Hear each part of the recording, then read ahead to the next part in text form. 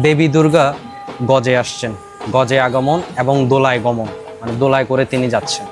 তো গজে আসছেন, যার অর্থ হচ্ছে শস্যপূর্ণ বসুন্ধরা। আমরা দেখছি গত কিছুদিন যাবৎ বৃষ্টি পড়ছে, তো সচরাচর এই সময়ে কিন্তু বৃষ্টিপাত দেখা যায় না, খুব কম।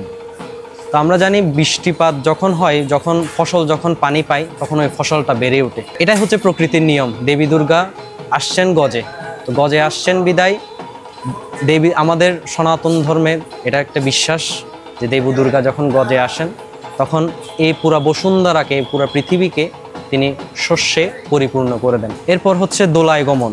দোলায় গমনের যে বিষয়টা, এটার ফল হচ্ছে মড়কং ভবেত।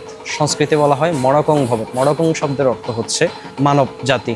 আমরা রোগে শোকে কষ্ট পাই, আমাদের শরীরে বিভিন্ন ধরনের রোগ হয়। এই যে রোগ হচ্ছে, এই রোগটা আমাদের প্রত্যেকজনের শরীরে হচ্ছে। এই রোগ থেকে মহামারী রূপ ধারণ করছে।